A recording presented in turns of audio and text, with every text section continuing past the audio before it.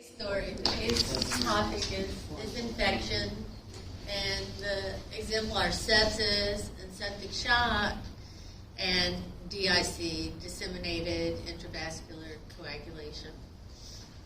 And those people were telling you their sepsis stories. And unfortunately, I could sit here for 24 hours pulling up the faces of sepsis and telling you a million different sepsis stories that will break your heart.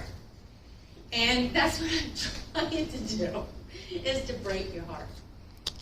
And to make you feel something so that you remember this class. This class is going to pull together oxygenation 1, inflammation, perfusion 3. So it pulls together a lot of the stuff that you have learned and been tested on, but you have to keep because we're going to use it again for infection or sepsis. And my name's Kim Muto, and this is the infection class. And I have our page up here, and I don't want you to be intimidated by it because it's just your SLOs. It's the handout. Somebody pointed out there was a sentence on the top of page 7 in the handout that was unclear, so I just reworded it so it's more clear. And today is hour 1. I asked y'all to read a story about this girl named Erin Flatley. This is her picture. This is her face. And had a link to it for y'all to read. And we're just going to talk about her story today. And the next time we meet at the end, we're going to create a plan of care for her story. But so Erin's story is going to be our case study. In your handout, you already have this chart. I just plastered it on my page so I can pull it up, just to make things easy for me in the classroom. Everything below here is just for me to pull up in the classroom, so don't freak out. You go, what? Why does she have so much stuff on her page? This is the article that I asked y'all to read. There's a picture in the article. It's a required article. And this is when we start talking about how we're going to treat sepsis. This is all the things that we're going to do in the hour 1 bundle. I love this picture. That's why I have that article as required reading for you. So you can have this picture. And this is the cover. I get Critical Care Nurse delivered to my door. And this was just on the cover of Critical Care Nurse, my last copy. And it shows a sepsis person with sepsis, and they're doing a passive leg raise test on them to see do they need another fluid bolus. And then the rest of these, CLABSI guidelines, CAUTI guidelines, a link to Erin's plan of care, and here's just, I like this girl, she talks about all the different types of shock, and including septic shock. So all this stuff down here is just for me. Famous people who have had sepsis, that you may recognize, just more faces of sepsis. So what I'd like to do is just kind of keep going and go to our hour 1 slides. So this is just really a long story about a girl that had sepsis, but I do want to start and say that 1 in 3 people who die in that hospital are dying from sepsis. 1.7 million adults in America develop sepsis, and about 250,000 of them die every year, and the mortality can be up to 70%. This is what they look like. Many times people who go into septic shock have to be intubated, and they go into ARDS, and we have pressure bags connected to their A-lines and their CVPs, and we have suction. This is just what they look like fighting for their lives. And this is the face of a sepsis survivor. Her name is Cassidy Cressenbach. Does anybody know her? She's like, you know her. Are you friends with her, or did you work with her, or? I worked with her. Friends with her. No, I worked with her at West. Oh, you worked with her at West, yeah. Okay. And did you take care of her? At some point I did when it was my turn. Okay. Do you want to tell them a little bit about? Well, she put like one of those birth control arenas in. An IUD? So she had an IUD.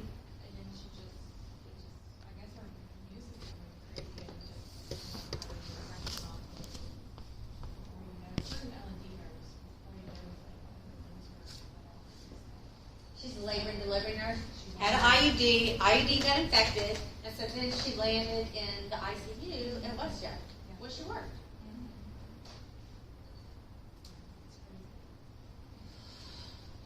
But this is somebody who fought for her life, and she won.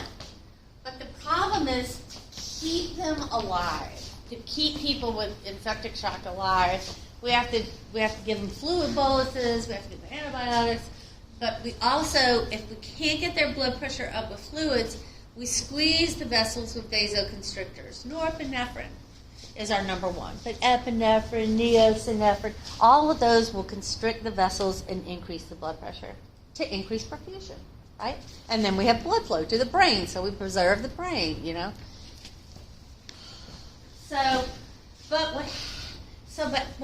we love norepinephrine because it saves lives, but we hate norepinephrine because it clamps down on the circulations to the fingers and the toes.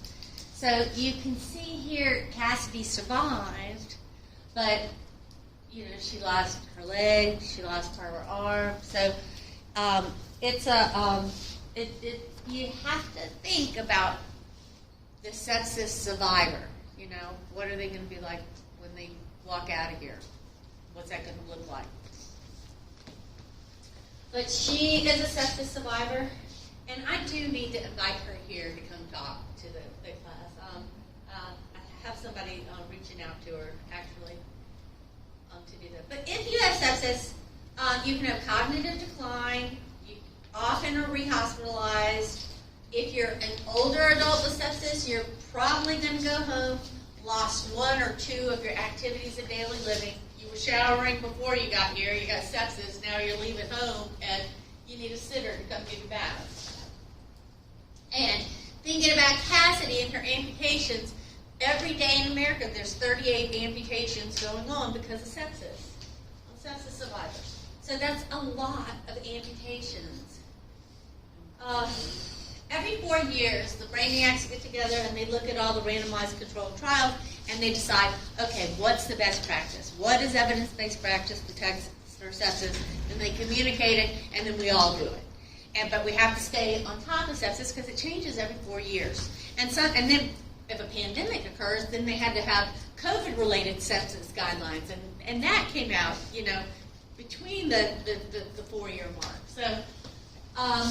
So we are on the third definition of sepsis, and it is a life-threatening organ dysfunction from a dysregulated host in response to infection, meaning the body gets dysregulated or goes wild, gets confused and goes wild because of an infection.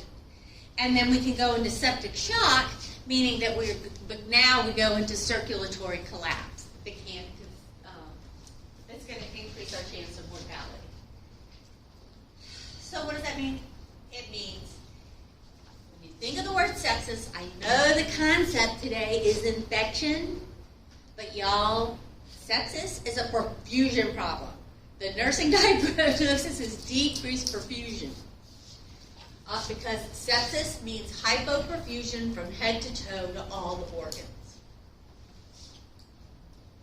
And I got a great slide that's going to tell you the pathophysiology behind it. But first, I'm going to talk about Aaron Flatley's story.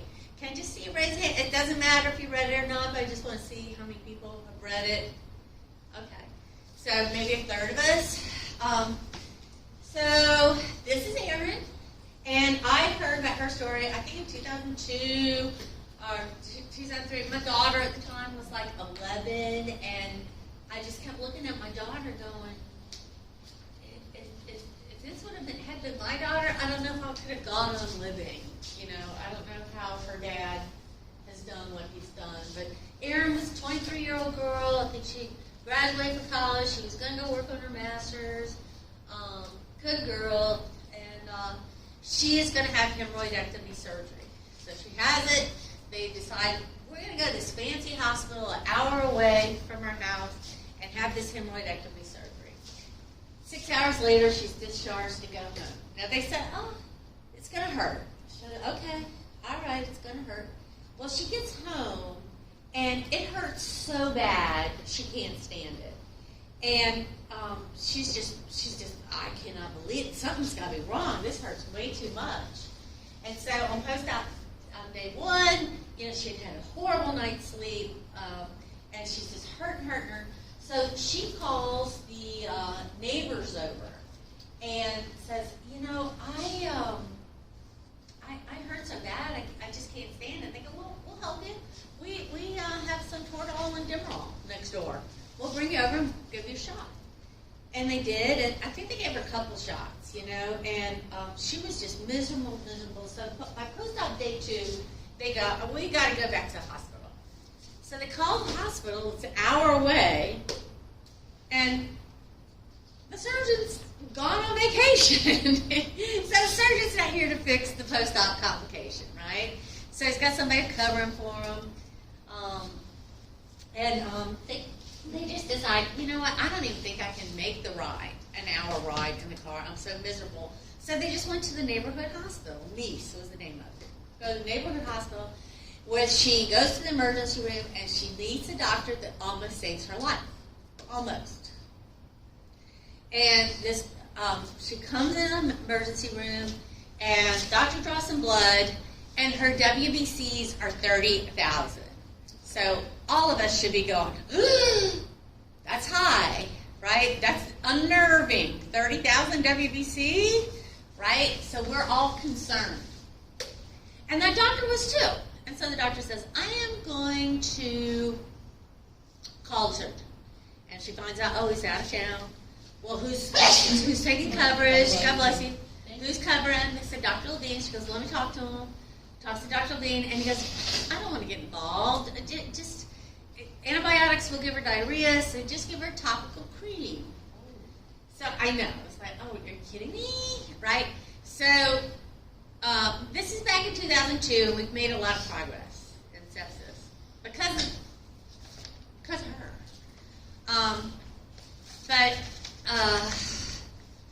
So, he says, give her topical cream. And so this ER doctor is just going, I'm uncomfortable with this. I don't feel right. So she calls one of her surgeons at her hospital and says, will you just come take a look at this girl? I'm worried about her. So her friend from her hospital is like, why are you calling me in on this girl? Why didn't she go back to the hospital where she had this surgery? Why is she here? Why are you involving me? And he says, what did that Dr. Levine say? And they said, that give her topical cream. He goes, well, give her topical cream. So, see, no one was really willing to roll up their sleeves and rescue this girl. These doctors didn't want to get involved. And this ER doctor had the opportunity to just say, she said, I was concerned, so she called the surgeon. And then she was uncomfortable, so she called her friend to come take a look at the patient. And now she needed to do the S in cuss and stop. But she didn't. She said, well, okay, I'll send her home with the topical cream. And by the way, she never told her mom about that 30,000 white pound. All right, so that was a big problem, that she didn't share that little tidbit of information. So she goes home, and now, post-op day 3, her stomach is out to here. She's all swollen. It hurts. And now she can't pee. And she said, I can't believe I had this surgery. I wish I never had this surgery, because she's having post-op complications. Of course she wishes she never had that surgery. So,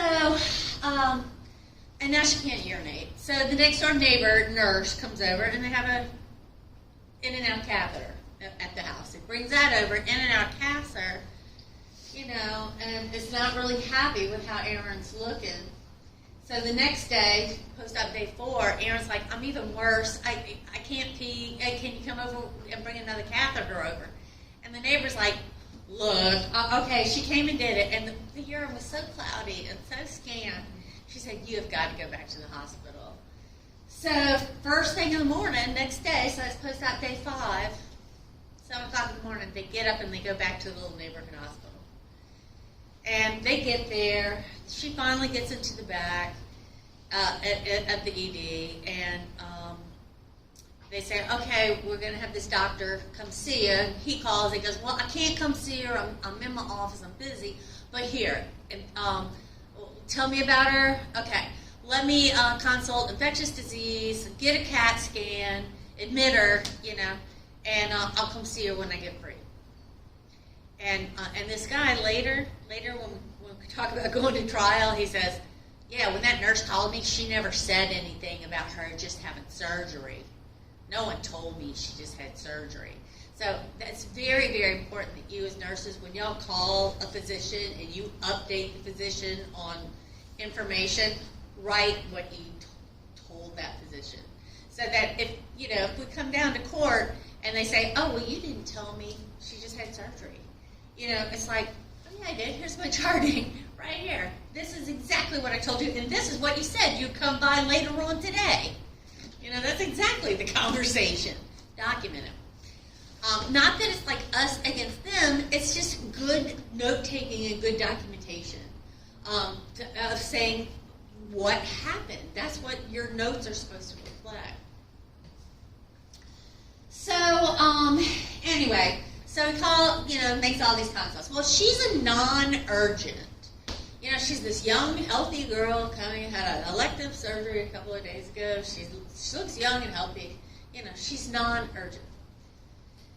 And so people are coming in more urgent and taking cuts, going to CAT scan. So by, 1 o'clock in the afternoon, she is thrashing in the bed. Her global consciousness is decreased, and she is still NPO because she still hasn't got a CAT scan. And what she needs so badly is a bunch of fluids, which she's not getting.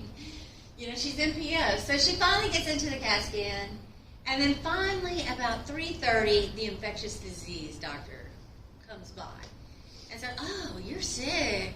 You need antibiotics. So he writes these 3 prescriptions, these 3 broad-spectrum antibiotics. So family's relieved. Oh, good, thank God. Something's getting done now. She's going to be saved. Well, 8 o'clock in the evening, the nurse neighbor is over visiting, and the mom is very, very upset because this infectious disease guy came by at 3:30 and wrote these antibiotics, and it is 8 o'clock at night and she still hasn't gotten her antibiotics. Which is, this is back in the day when we had 8-hour shifts, and there was like some bad habits, like the day shift will go, okay, well, they'll do that on the evening shift, and then you got to get a report, and then blah, blah, blah, blah, So here it is, 8 o'clock at night, she still hasn't gotten her antibiotics. So she calls the doctor and goes, the mom is upset. And he goes, well, she should have those antibiotics. I ordered them at 3:30. Nope, she hadn't had them yet, and she's getting worse. And then by this time, Dr. Flatley gets there. Her dad is a dentist, and he gets there, and he's like, what is going on? Where's Dr. Goya? The guy that handled her over the phone. He surfaces, and he goes, yeah, I think your dog's got sepsis. And he goes, sepsis? What on earth is sepsis? So, and he was a dentist, and he didn't know what the word sepsis meant. This is back in 2002. Most of America didn't know what the word sepsis meant. So, anyway, they said, well, we got we're hanging antibiotics now. I think that y'all can go home and get some sleep.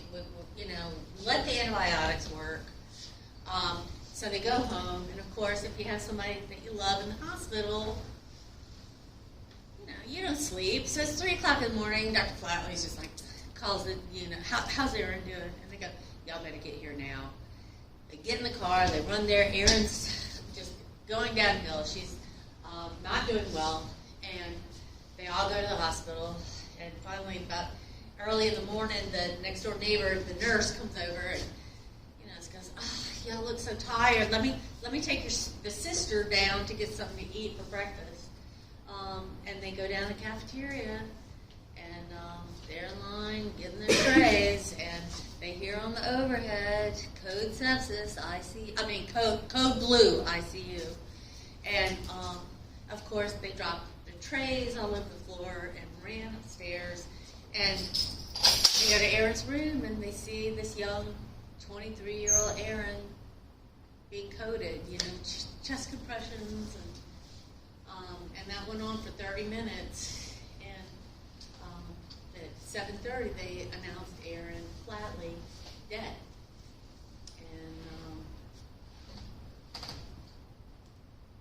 And it's hard to wrap your head around it, She just had this elective surgery. Everything was supposed to be fine.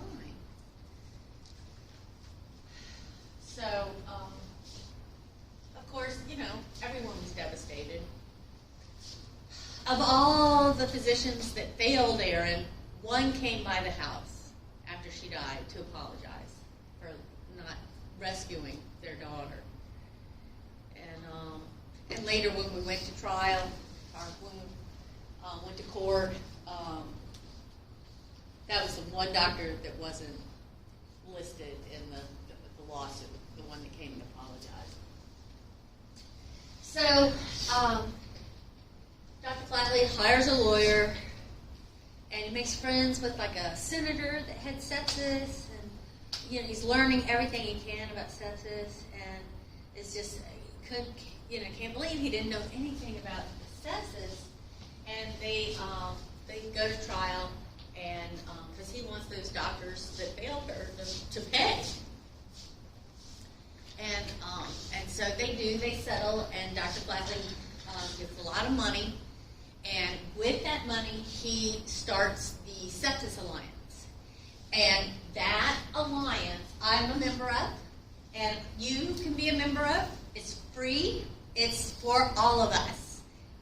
And you can get free CEUs for the rest of your career. More of the CEUs than you need, you can get from this. But it's all sepsis. But it's maternal sepsis, it's pediatric sepsis, baby sepsis, it's sepsis. There's sepsis.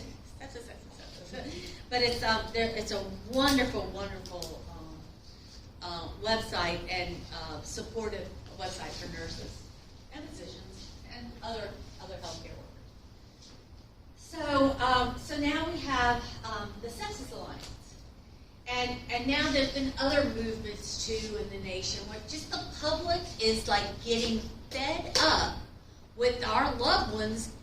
We get our loved ones into your hospital, rescue them, and they weren't, and the Lewis Blackman story is just a horrible story of how we failed that young boy. And then, in 2012, a little Irish kid in New York skins his knee on the blacktop playing at school, and it gets infected. And he goes to the ED, and they give him antibiotics, and they send him home. They didn't do any teaching. They didn't say, hey, I want you to look for these things. If these things turn up, I want you to get the kid back here, and bring him back here right away. And so they were home, and like 4 hours later, he starts modeling, like blue spots on his trunk and on his upper thighs. It's modeling. But they didn't tell the family to look for these things. So the family's like, well, we're just at the hospital. What's all this blue stuff on his trunk? They didn't know. They didn't know he was dying. And of course, by the time they get him back to the hospital, they go, but we were just at the hospital. We can't turn around and go back. It's only been 6 hours. But once you start going downhill, you start going downhill fast with sepsis. So the little boy, the Rory died. So, the people in New York were like, we have had it. If we get this kid to your ED, rescue him. So they started having like some laws and stuff in effect to prevent us from treating and screening people that need to be admitted to the hospital. So up until this time, we are identifying sepsis using the SIRS criteria. And the SIRS criteria is in your handout, systemic inflammatory response syndrome. And it just means that your heart rate's over 90, your respiratory rate's over 20, your WBCs are high or super low, above 12,000 or less than 4,000. And because you're breathing fast, you're blowing off CO2, so PaCO2 is low, less than 32.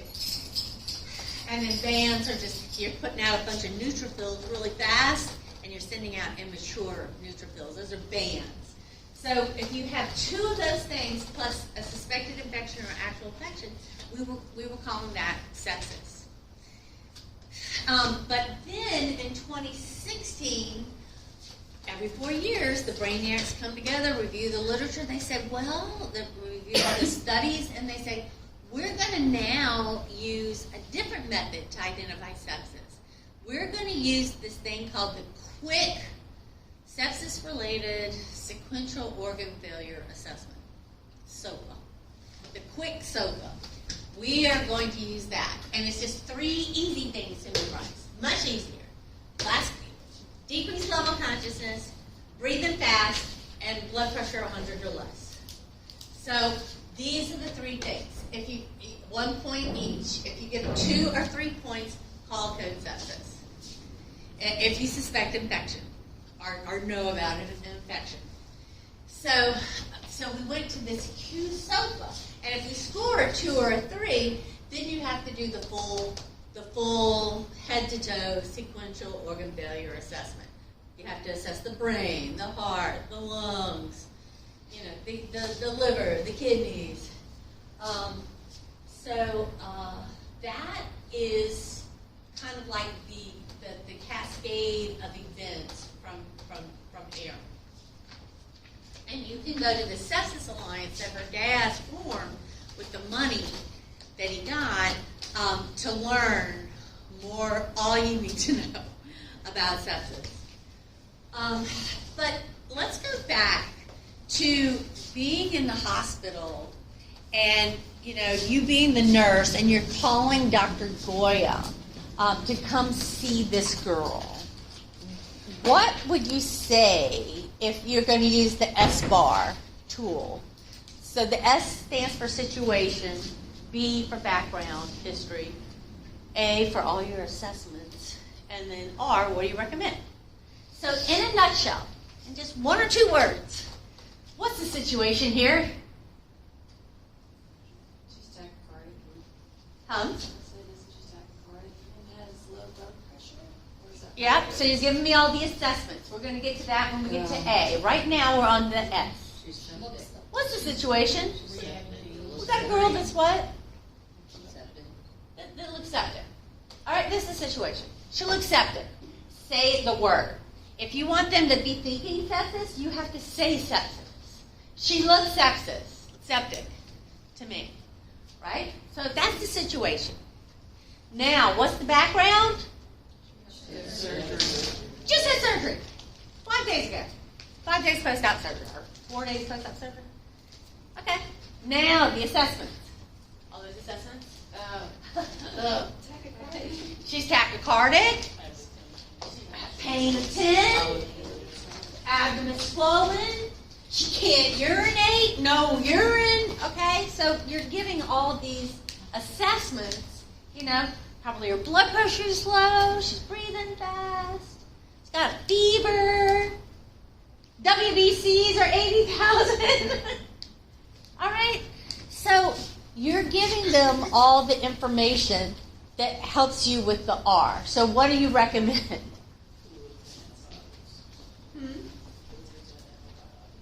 Yeah, we definitely know she needs some antibiotics. So right now, in 2024, you'll say, I recommend implementing the sepsis bundles, the bundles of care. But back then, in 2002, before we had these bundles, yeah, Dr. Goya is like handling her over the phone. Sometimes that recommendation is, I recommend you get here and see her now, or send a physician here now. What do you want? I want you here now. Someone has to come. A physician needs to come see this patient now. Now. So, and just know, when sepsis starts, it can, when it starts going downhill, it goes downhill very, very quickly. And that's what happened there. She sustained, but once she started going downhill, there was no coming back. So, be able to pick up that phone and have your ducks in a row and use that SBAR tool to help you get what you want for your patient. So sepsis is inflammation, your inflammation classes that you've had. It's also your oxygenation 1 class with ARDS. You found out when you studied ARDS that most of those ARDS patients were septic. And then we also talked about SCBO2 and oxygenation 1, a hemodynamic assessment. We're gonna recall those in a minute. But right here is the pathophysiology of sepsis. So if you have, and let's just talk about localized inflammation that you learned in level 1. If I, cut myself right here on my leg, right here, what's going to happen if it gets infected? What's it going to look like? What's it going to feel like? Hot? Red? Okay, could have pus, swelling, and might hurt, right? Okay. So why is it red and warm? Because I've got bacteria in there, right? And so now what my vessels are going to do is they're going to vasodilate. They're going to vasodilate, and when they do, the skin will be red and it'll be warm. They're vasodilating because all these neutrophils need to get and attack the bacteria. But if I cut myself here, the bacteria is in the tissue, right? So the bacteria is down here in the tissue. So how do these neutrophils get down here to the bacteria? Well, neutrophils and mast cells will be spraying enzymes, and when they do, the endothelial cells that line the vessels that are cell to cell, they're wall off, and they don't let fluid leak out of the blood vessels. But when these enzymes are sprayed, the cells will contract, and now there's gaps between the cells. So now fluid in the vessels can leak out. So we said red and warm, and we said swollen. The fluids leaking out and swelling. Now another thing, and it's a good thing because all these neutrophils can now fit through these little holes and get to the bacteria, try to kill bacteria. Now the other thing that happens is red blood cells get called to action. Just like when you had inflammation in the heart for MI, perfusion 2 with Miss Garrison, she says, calling all platelets. Same thing's happening here. The platelets are getting called, and they're coming, and they want to clump off around bacteria and wall it off so it doesn't spread. So we have these microclot formations, or clot formations. That is what goes on in a localized infection. That's inflammation. That's the inflammation lecture. But sepsis is inflammation from head to toe. This inflammation response is now systemic from head to toe. So now this is happening head to toe. That's why her abdomen was swollen. She's leaking into her abdomen. Her arms were puffy. Her fingers were puffy. She was swelling. All of her vessels were leaking. This is called. So when you have decreased perfusion from sepsis, that means you have decreased blood pressure. And when you have decreased blood, you're in shock. You're vasodilated. When your vessels dilate, your blood pressure falls. So in septic shock, you have decreased perfusion. Your blood pressure falls. You have decreased perfusion because you have 3 things going on. You have vasodilation from head to toe. You have capillary leak from head to toe. And you have microclots going everywhere. Little teeny tiny clots going to the brain, going to the kidneys, going to the toes, the fingers, they're going all over. We don't want them. The host has gone dysregulated. It's just all going on head to toe. So we have microclots everywhere. And so when we make all these clots, we use up our platelets. And what happens to our platelet count? It drops. Right. That is what's going on in sepsis. God bless you. It's just inflammation from head to toe. That's what is going on. And you have to get them through this. We got to kill the bacteria and the endotoxin on the bacteria, and we need to sustain circulation. God bless you. God bless you. So the nursing diagnosis for Aaron or anyone with septic shock is they have decreased perfusion. That anyone in any kind of shock, your number one diagnosis is decreased perfusion. They're going to die if you don't fix this. Decreased perfusion related to, what are the three things? Global vasodilation, exaggerated microclot formation, and then capillary leak. Are we all on the same page what's going on? Yes. And it's all due to septic shock. All right, so it's inflammation gone wild from head to toe, and it's happening in the lungs, so they're leaking in the lungs, and they're developing ARDS. So this is the SCVO2, and we do use this hemodynamic when we're talking about sepsis, septic patients. And so just remember that, so here's the heart, and when the heart ejects blood into the aorta, it's 100% oxygenated, right? 100%. But now the blood's got to travel from the aorta all through the body, down to my toes, back up the other side, through all my organs, and we have to get back to the right side of the heart. As the blood, 100% oxygenated blood, so heme is 100% oxygenated, but as it rotates through the body or travels through the body, it's giving off oxygen to every single cell, so that by the time the blood gets back up here to the right side of the heart, we take a sample, 75% is going to be your SCVO2 because 25% has been given to all the cells. Does that make sense? We got that.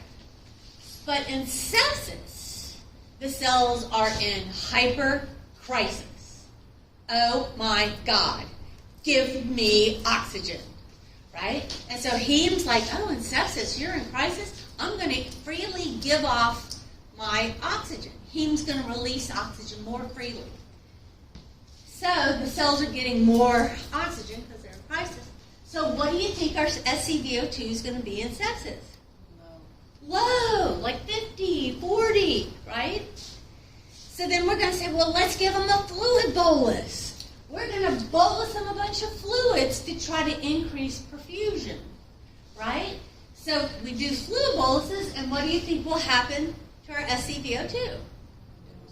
It'll go back up. It will go back up because with anything that we do to increase perfusion will make this number go back up.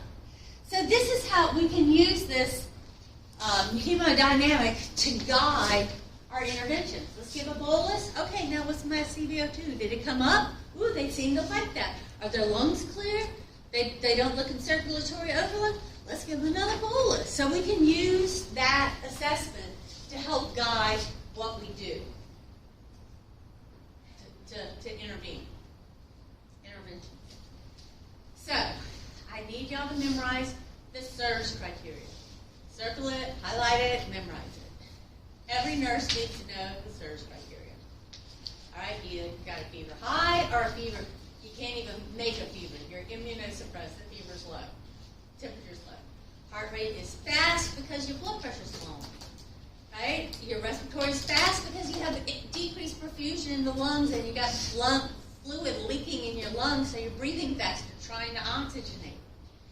And you're breathing faster, now you're blowing off CO2, so your PaCO2 is low, less than 32. And of course, all those neutrophils, those white blood, you're going to see leukocytosis. A bunch of white cells are now being produced to fight the infection. So it's either going to be really high, or we're so immunosuppressed we can't even make our white cells. So WBCs can be really high or low, so greater than 12,000 or less than 4,000. And then if we are in crisis and we're making all these neutrophils, the body's sending out little baby neutrophils that are immature, and those show up as bands under the microscope. So if we start seeing more than 10% band, then we know, that's just part of the surge response. 2 of these things, plus a known or suspected infection, had been in the past called sepsis. That's using the surge criteria to identify sepsis. And that was the step 1, or the first definition of sepsis. But here, what was happening is these people were coming to our EDs from the nursing home, like this 87-year-old man, and he had a temperature of 100.1, heart rate at 85, blood pressure 100 over 60, respiratory rate 24, confused and felt, and stinky, cloudy urine.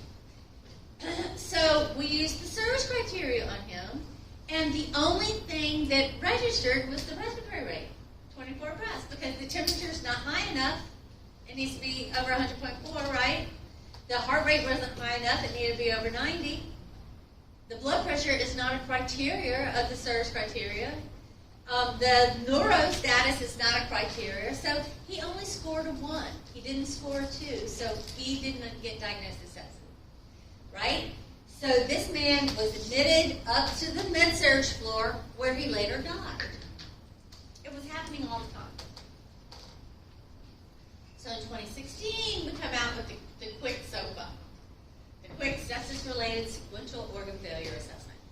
3 things, easy to memorize: Glasgow coma less than 15, or drop in level of consciousness; systolic blood pressure 100 or less, or respiratory rate 22 or greater.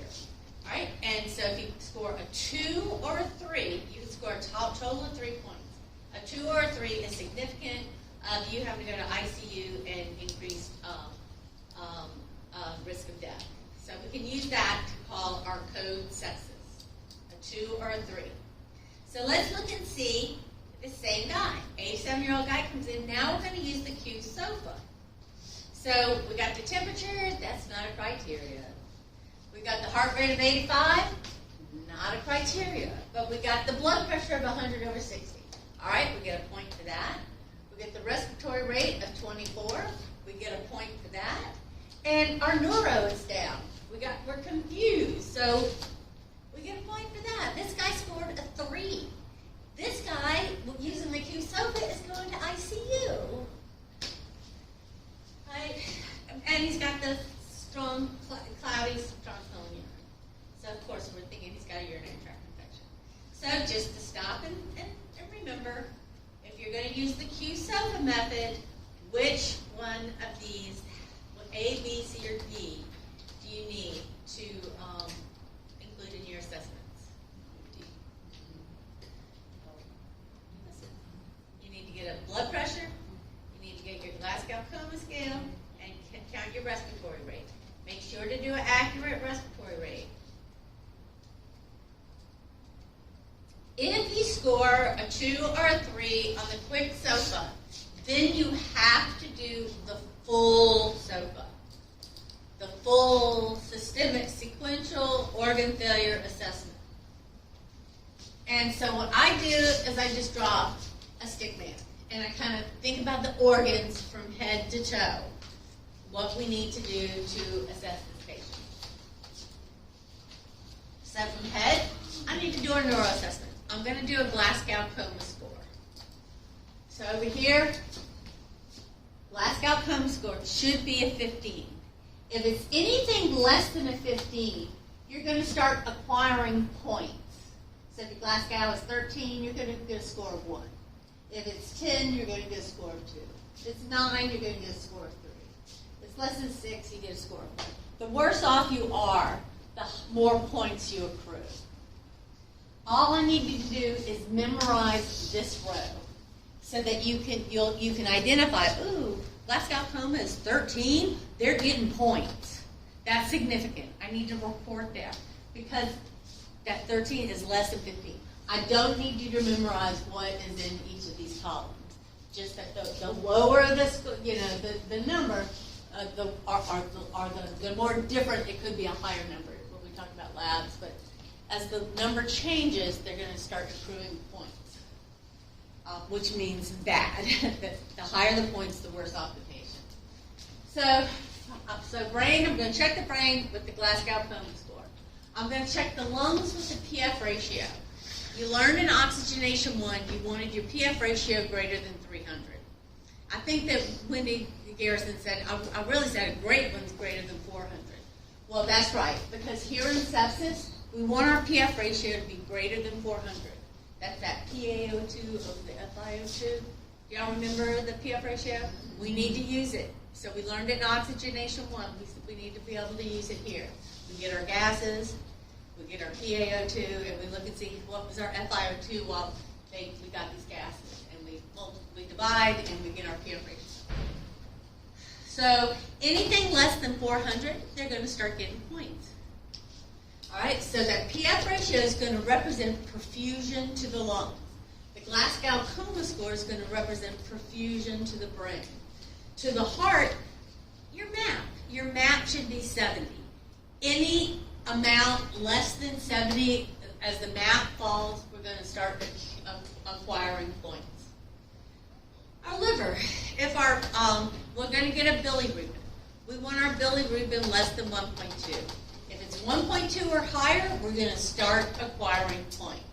And bilirubin, once your bilirubin gets up to around 3, that's where you'll start to see the change colors. Get jaundice, their eyes get yellow. All right, and then, platelets. So remember all this microclots are forming. So our platelets are going to start falling. So we need to get a platelet count. So you can see here that we want a platelet count of 150 times 10 to the third. So that's 150,000. Our platelets should be above 150,000. Anything less than that is where they're getting worse and they're going to start acquiring points. We want to check and see the perfusion to the kidneys. So as perfusion decreases to the kidneys, the creatinine is going to elevate. So we want that creatinine to be less than 1.2, just like that bilirubin, less than 1.2. And these norms might be a little bit different than your little charity school of nursing, lab value sheet. But just note that when we use this form, these are the numbers that we're using on the full SOFA. Nationally, people don't care what charity school nursing has on that little form. This is called the SOFA tool, the full SOFA tool, and everybody is going by these numbers. So, creatinine, and so then also I can't stress enough doing the capillary refill time. Somebody comes in shock. They don't look good, they're breathing fast, their blood pressure's low. You do a capillary refill time and you go 1 1,000, 2 1,000, 3 1,000, 4 1,000, 5 1,000. That's a long time to reperfuse, right? So we give them a fluid bolus and we do it again now and we go, 1 1,000, 2 1,000, 3 1,000. They like that fluid bolus. They're doing better. So that's a good assessment. So don't forget to do your capillary refill times when we're talking about reevaluating the patient in septic shock. So for me, what I'd like y'all to be able to do is to be able to draw this stick figure and do what I just did all on your own. I like to say, because then that way you have that 0 column. And just put what your norms are. Just remember what all your norms are that are on that 0 column. And that's a good way for you to self-review. Do I know how to do the full SOFA? If you score a 2 or a 3 on the quick SOFA, then you have to do the full SOFA. So your hospital may use the quick SOFA in the ED. They may use the SURGE criteria. They may do the modified SOFA. But you have some kind of tool that you should be using in your hospital. Use it and communicate with it and call the code sepsis as soon as possible. As soon as you recognize, they scored a 2 or a 3, call the code sepsis on the overhead, and then you'll have like a rapid response for this patient, and all their labs will be done stat. So I'm going to stop here to get a stopping point. And I ask that if y'all have a great weekend. But by the next time I see you, if you will read our handout from cover to cover, just lay in bed and read it like a book. And then memorize the SIRS criteria and the quick SOFA and the full SOFA, the 0 column of the full SOFA. Have that under your belt the next time we meet. But until then, have a great weekend. Thank you so much for being here.